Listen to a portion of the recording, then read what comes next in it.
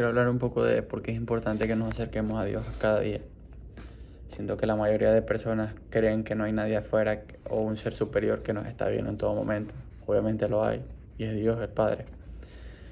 Obviamente hay muchas personas que no creen en Él, lógicamente, porque piensan que viven en un mundo imaginario, viven en un mundo donde creen que su realidad es la que ellos creen que es, pero realmente el caso de la realidad es que Dios te está viendo, Dios nos ve en todo momento y lógicamente Dios quiere ver a sus hijos bien. Esa es su voluntad siempre, increíble y perfecta, pero claramente Él nos envía a tener retos en la vida, nos pone retos para ver qué tanto creemos en que Él está con nosotros, nos prueba y nos pasa por fuego. Lógicamente el fuego son situaciones, momentos muy difíciles en la vida de las personas, que obviamente hay muchas personas en donde se prueba si de verdad crees en Dios o no. Cuando tú no eres creyente, sencillamente eres una persona que estás en las manos del diablo de alguna u otra manera. Crees que no, pero la realidad del caso es que inconscientemente, aunque tú no lo veas, de esa manera opera. Cuando Él opera de esa manera, lógicamente te vas a llenar de frustración, miedo y angustia. Obviamente te va a llegar el tiempo de duda, te va a llevar cualquier tipo de manera si no tienes a Dios en tu vida. Lógicamente me he dado cuenta yo de que había muchas etapas de mi vida que yo sentía que por lo menos Dios le preguntaba muchísimas veces que por qué pasaban ciertas situaciones en mi vida, que por qué si yo no le había hecho nada malo a nadie. Y es que lógicamente era una persona que no creía en el sentido de que sabía que Él existía y siempre había tenido temor de Él, pero no había tenido respeto por Él, porque hacía lo que me daba la gana y tenía un mensaje borroso de cómo era ser cristiano, cuando realmente no era el mensaje correcto que tenía de cómo ser cristiano. Era una persona que lógicamente miraba a las mujeres de una manera, hablaba con las mujeres con doble intención, teniendo a mi mujer comprometida lógicamente.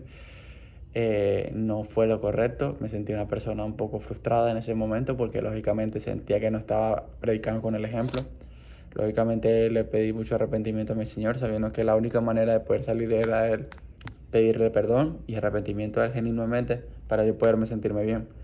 Obviamente la gente no busca sentirse bien con vicios y situaciones externas que realmente no valen la pena.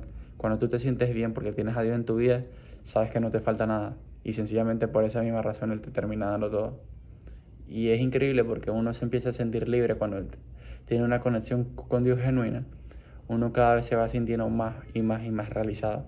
Obviamente porque estás conectado con Él, que empiezas a escuchar tu conciencia y tu conciencia es la voz de Dios, como lo dice la gente más importante del mundo. Lógicamente cuando tú sabes esto y no eres cristiano, no me vas a creer, porque obviamente si no eres cristiano, entonces no tienes fe.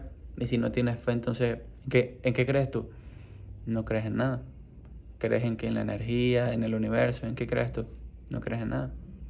Si tú eres una persona que dice ser creyente realmente, entonces ¿por qué estás predicando con el mal ejemplo y no con el buen ejemplo? Este mensaje va para las personas que lógicamente dicen ser cristianas pero no lo son. Y es increíble porque obviamente si Él vino para acá a morir por nosotros, ¿qué ejemplo le estamos dando al mundo? ¿A ser igual al mundo o a ser como Dios nos mandó a hacer? Entonces eso era lo que quería hablar un poquito de hoy, porque aquí hay mucha gente que he visto que dice ser cristianos pero no predican con el ejemplo. Y cuando veo eso, obviamente no es que me molesta, simplemente como que me disgusta, porque la persona en sí es una persona de doble sentido. Y obviamente Dios dice que si tú tienes doble emoción o doble sentido, Él no va ni con el blanco ni con Él no va ni con el blanco, Él no va con lo que es gris. Blanco o negro no, tiene que ser blanco, porque Dios es luz.